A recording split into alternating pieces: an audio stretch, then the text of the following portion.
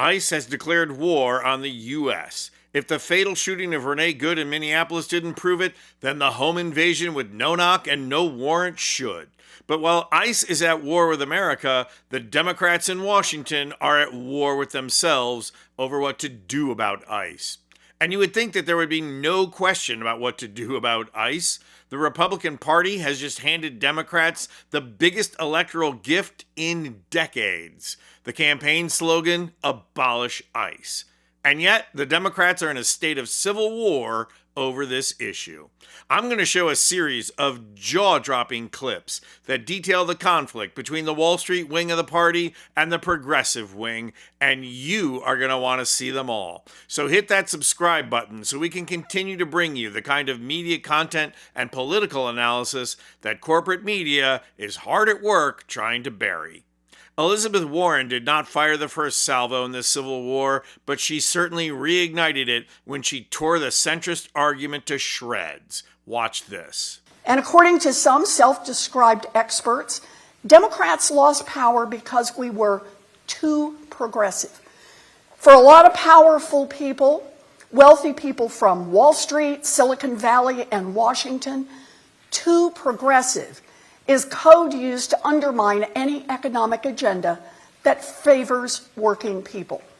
Look, they put it more politely, but these movers and shakers want the Democratic Party to respond to the 2024 losses by watering down our economic agenda and sucking up to the rich and powerful, claiming that a less progressive Democratic Party will win more elections. They are wrong. Americans are stretched to the breaking point financially, and they will vote for candidates who name what is wrong and who credibly demonstrate that they will take on a rigged system in order to fix it. Revising our economic agenda to tiptoe around that conclusion might appeal to the wealthy, but it will not help Democrats build a bigger tent. And it definitely will not help Democrats win elections. A Democratic Party that worries more about offending big donors than delivering for working people is a party doomed to fail in 2026, 2028, and beyond. But leave it to AOC to make the direct connection between corporate interests and ICE. My position has always been clear that ICE funding should be cut. I want everybody to understand the cuts to your health care are what's paying for this.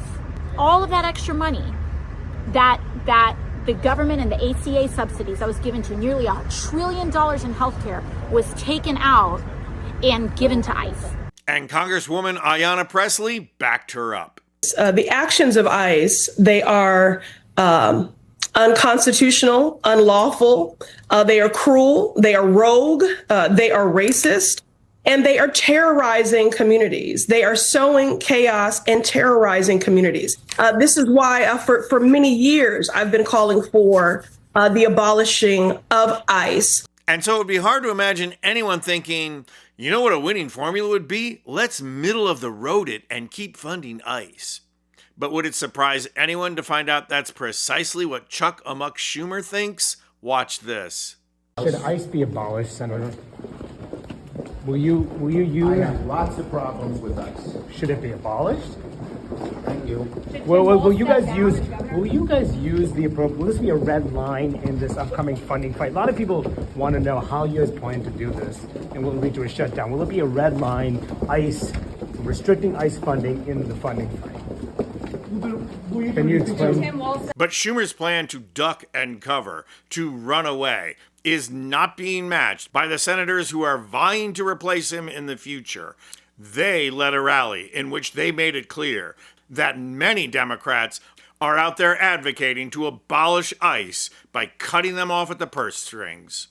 First, Senator Van Hollen. So we are here to say not one more dime for Donald Trump's ICE operations. And then Senator Chris Murphy.